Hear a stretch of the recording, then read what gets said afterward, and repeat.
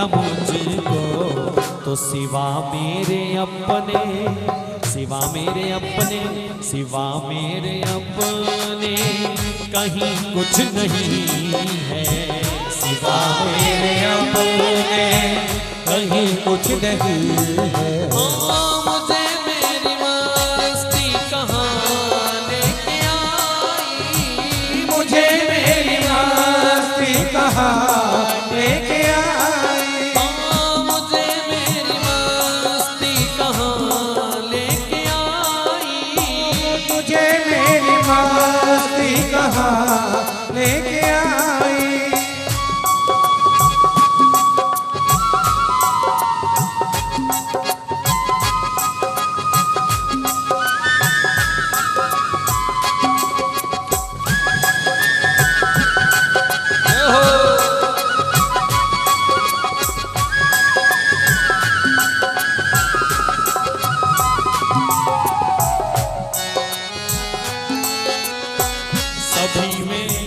सभी में फकत मैं ही मैं हूँ, सभी में फकत मैं ही मैं हूँ। हाँ सभी में फकत मैं ही मैं हूँ, सभी में फकत मैं ही मैं हूँ, फकत मैं ही मैं हूँ। सिवा मेरे अपने, सिवा मेरे अपने कहीं कुछ नहीं है। सिवा मेरे अपने कहीं कुछ नहीं है। हाँ सिवा मेरे अपने कहीं कुछ नहीं है। सिवा मेरे अपने कहीं कुछ नहीं है। मुझे मेरी मस्ती कहाँ लेके आई, मुझे मेरी मस्ती कहाँ लेके आई।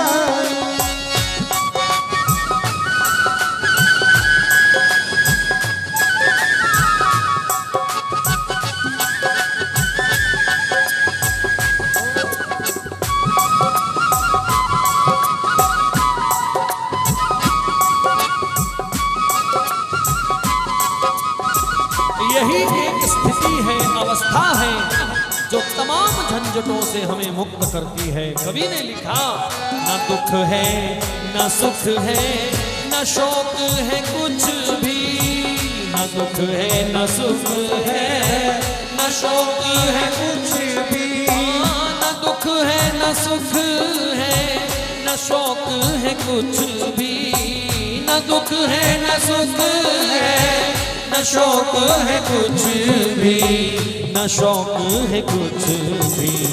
अजब है ये मस्ती मस्ती, अजब है ये मस्ती, अजब है ये मस्ती पिया कुछ नहीं है।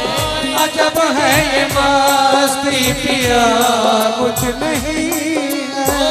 अजब है ये मस्ती पिया कुछ नहीं,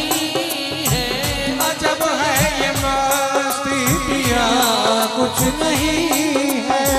जहाँ मेरे अपने सिवा कुछ नहीं है, जहाँ मेरे अपने सिवा कुछ नहीं है।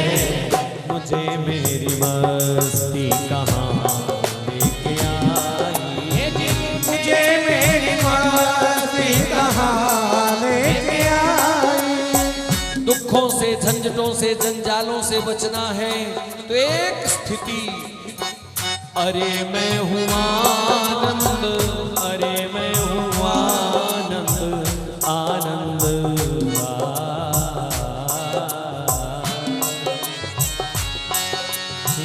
अरे मैं हूँ आनंद, आनंद मेरा, अरे मैं हूँ आनंद, आनंद है मेरा। अरे मैं हूँ आनंद, आनंद मेरा, अरे मैं हूँ आनंद, आनंद मेरा, आनंद मेरा।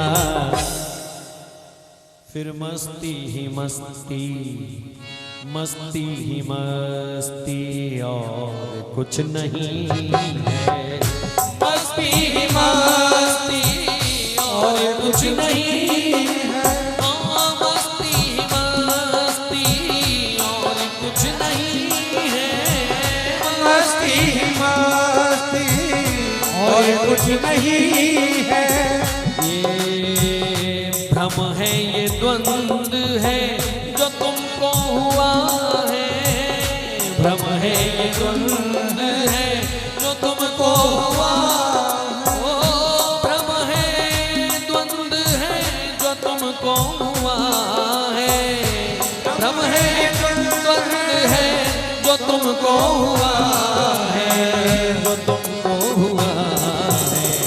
हटाया जो उसको, हटाया जो उसको, खफा कुछ नहीं है, हटाया जो उसको, खफा कुछ नहीं है, हटाया जो उसको, खफा कुछ नहीं है, हटाया तो नहीं है। जहाँ मेरे अपने सिवा कुछ नहीं है, सिवा मेरे अपने सिवा कुछ नहीं है, मुझे मेरी मस्ती कहाँ लेके आई, मुझे मस्ती कहाँ लेके आई, कहाँ लेके आई, लेके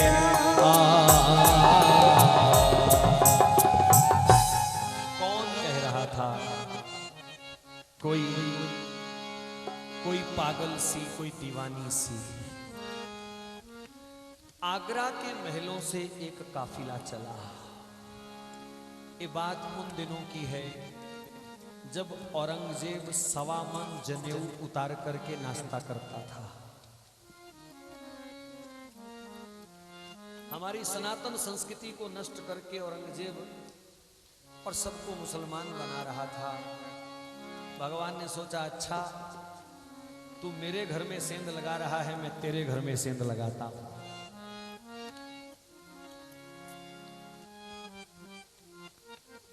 औरंगजेब की शायद पुत्रवधू थी, इतिहास से कोई गलती ना हो जाए मेरे से, शायद पुत्रवधू थी। वो हज करने के लिए मुल्ला मौलवियों के काफिले में डोली में बैठ करके चली। ताज बेगम, ताज बेगम आगरा से दिल्ली की ओर काफिला चल दिया।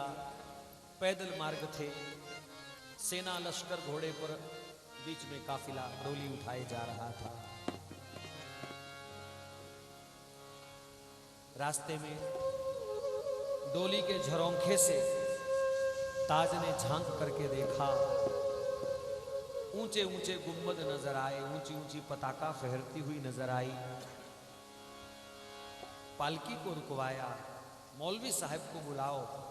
जी बेगम, ये ऊंचे ऊंचे गुंबद, ये पताकाएं, ये क्या है? अरे अरे अरे बेगम साहिबा, उधर मत देखो, उधर मत देखो। अरे फिर भी बताओ तो, क्यों मेरा मन उधर खिंच रहा है, ये क्या आकर्षण है यहाँ? कहा, बेगम साहिबा ये हिंदुओं का तीर्थ स्थान है वृंदावन। ये ऊंचे ऊंचे गुंबज मंदिरों के ये झंडे वृंदावन में फहर रहे हैं, उधर मत देखो, उधर बुत प्रस्ती होती है और हमारा इस्लाम बुत प्रस्ती की आज्ञा नहीं देता। कहा, मेरा मन क्यों उधर खिंच रहा है, क्यों मेरा मन करता है इसे देखता रहूं, देखती रहूं। कहा, बेगम साहिबा शहंशाह का पता चलेगा तो कत्लेआम हो जाएगा, उधर मत देखो, हमको तो अपने खुदा से मिलने जाना है। बेगम ने कहा, मौलवी साहब ये भी तो किसी का खुदा है। कहा, छोड़ो, हम अपने बड़े खुदा से मिलने जा रहे हैं, ये हिंदुओं का छोटा खुदा है, छोटा खुदा। तो बेगम ने कहा, मौलवी बड़े खुदा से मिलने से पहले अगर छोटे से मिल लिया जाए तो? क्रम तो यही कहता है कि पहले छोटे से फिर बड़े से। और त्रियाहट पे रंग चढ़ा, जिद करी उस देवी ने, और उसका मुकद्दर, उसकी तकदीर, उसका पूर्व जन्म का कोई संस्कार उसे वृंदावन ले आए। पूछा गया यहां पर कौन है? किसी ने बताया आनंद का कुमार कृष्ण, उसके दर्शन है ये। कहते हैं ताज बेगम श्री बिहारी जी के मंदिर में प्रवेश करने लगी। कुछ इतिहासकार कहते हैं कि वो धक्के में निकल गई आगे, और कुछ ये भी कहते हैं कि मुस्लिम बुर्का उसने पहना हुआ था, उसको भीतर तो नहीं जाने दिया गया, लेकिन उसकी लगन देख करके, उसकी तड़प देख करके जब वो चौखट पर बैठ गई कि तुझे देखे बगैर मैं हज नहीं करूंगी, मैं हज पे नहीं जाऊंगी, ये मेरी जिद है। अगर तू जिद्दी है तो ये भी पठान की बहू आज जिद पर बैठी है, देखते हैं किसकी जिद सफल होती है। और कुछ इतिहासकार कहते हैं कि सपने में एक झलक दिखाकर छुप गए छैल बिहारी।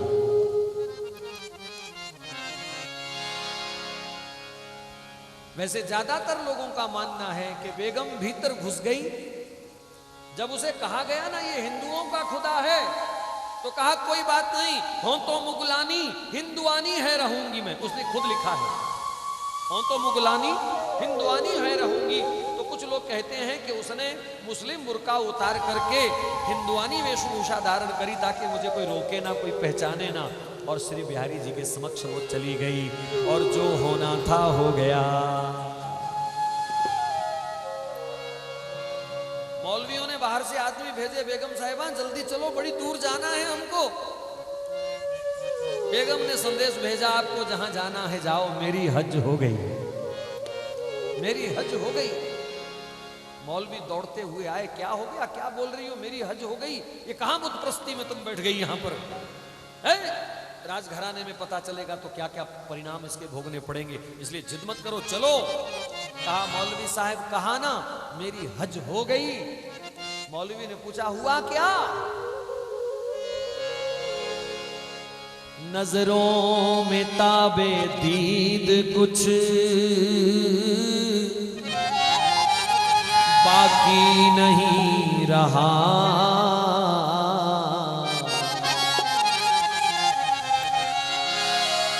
नजरों में ताबे दीद कुछ बाकी नहीं रहा।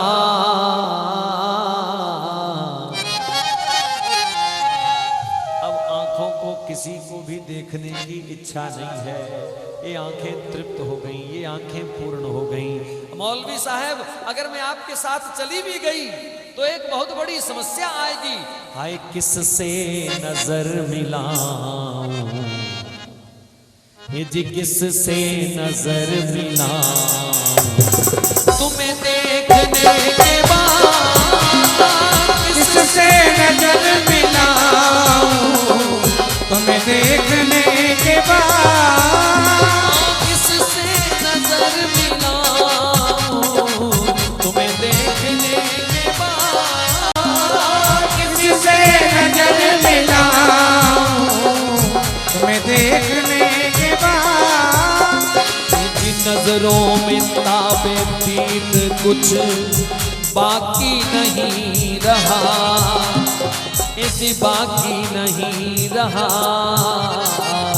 किससे नजर मिलाऊं, तुम्हें देखने के बाद किससे नजर मिलाऊं, तुम्हें देखने के बाद अब किससे नजर मिलाऊं, ओ प्यारे किससे नजर मिलाऊं, किसको देखूं, कौन बचा है इसको देखने के बाद जिसको मैं देखूं।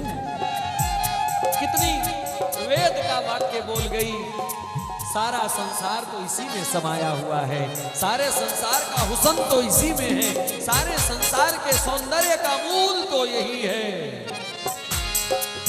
किससे नजर मिलाऊं प्यारे, किससे नजर मिलाऊं, किससे नजर मिलाऊं प्यारे, किससे नजर मिलाऊं, तुम्हें देखने के बाद किससे किससे किससे नजर मिलाऊं, तुम्हें देखने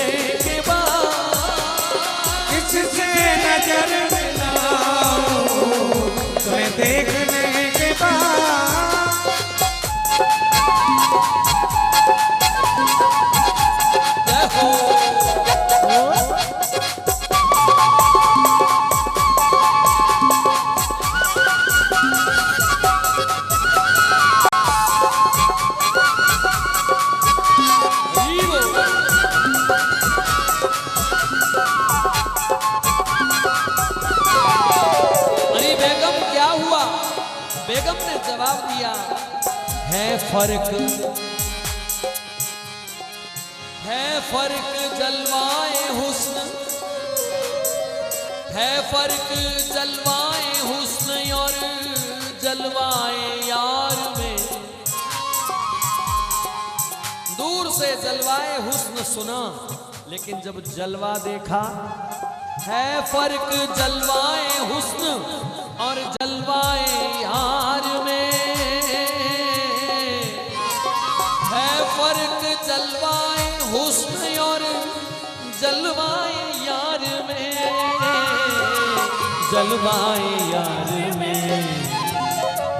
काबे को क्यों मैं जाऊं, ये काबे को क्यों मैं जाऊं, काबे को क्यों मैं जाऊं, तुम्हें देखने के बाद। प्यारे काबे को क्यों मैं जाऊं, तुम्हें देखने के बाद। काबे को क्यों मैं जाऊं, प्यारे काबे को क्यों मैं जाऊं, मोहिना काबे को क्यों मैं जाऊं, ओ दिलबर काबे को क्यों मैं जाऊं।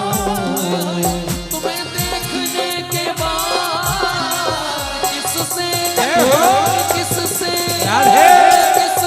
नजर मिलाऊं, तुम्हें देखने के बाद किससे नजर मिलाऊं, तुम्हें देखने के बाद। मौलवी साहब, एक लाठी सहारा होती है और अनेक लाठियां बोझ हो जाती हैं, इसलिए किससे नजर मिलाऊं, तुम्हें देखने के बाद किससे नजर मिलाऊं, तुम्हें देखने के बाद।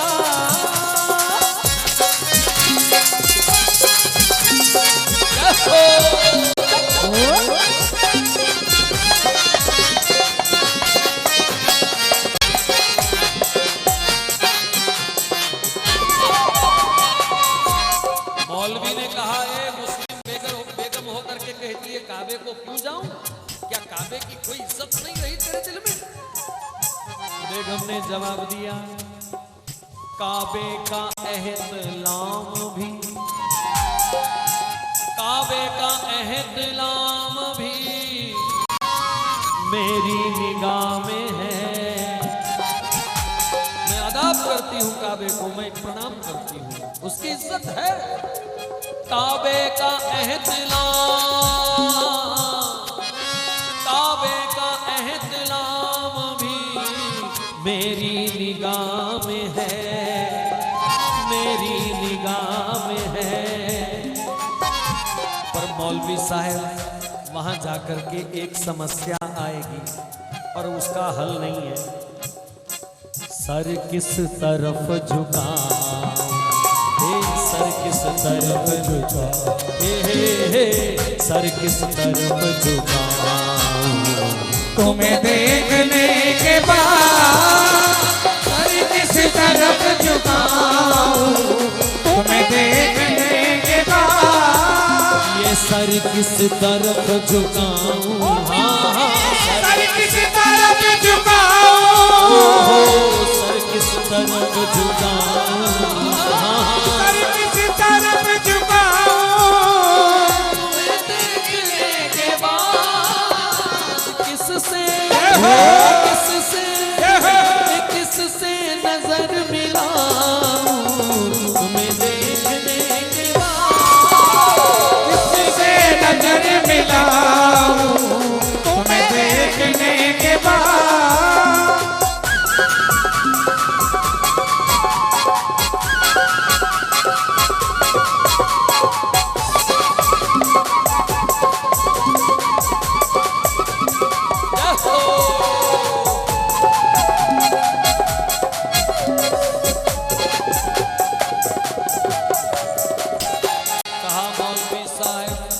जिसको जाना है जाओ।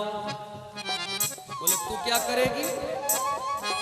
है लुत्फ बस इसी में, है लुत्फ बस इसी में, और मजा इसी में है। राधे राधे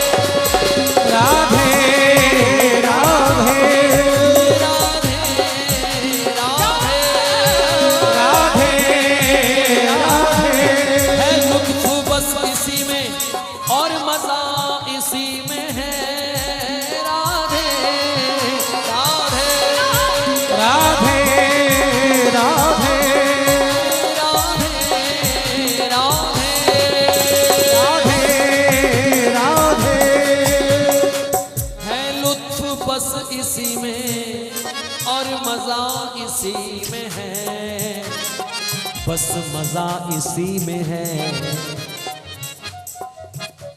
अब अपना पता ना पा, अपना पता ना पा, तुम्हें देखने के बाद अपना पता न पाऊं, तुम्हें देखने के बाद अपना पता ना पाऊं, तुम्हें देखने के बाद अपना पता न पाऊं, तुम्हें देखने के बाद अपना पता ना पाऊं, ओ प्यारे अपना पता न ओ पाऊं, दिलबर अपना पता ना पाऊं, अपना पता न पाऊं, तुम्हें देखने के बाद किससे किससे किससे नजर मिलाऊं, तुम्हें देखने के बाद किससे नजर मिलाऊं, तुम्हें देखने के बाद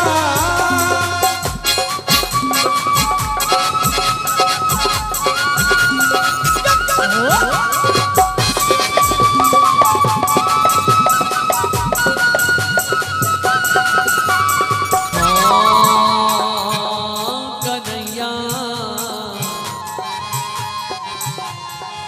मेरा तो तू ही तू है। कैसी आंख होगी, कैसा दिल होगा, कैसा दर्शन किया होगा उसने, पहली बार बात बन गई। मेरा तो तू ही तू है,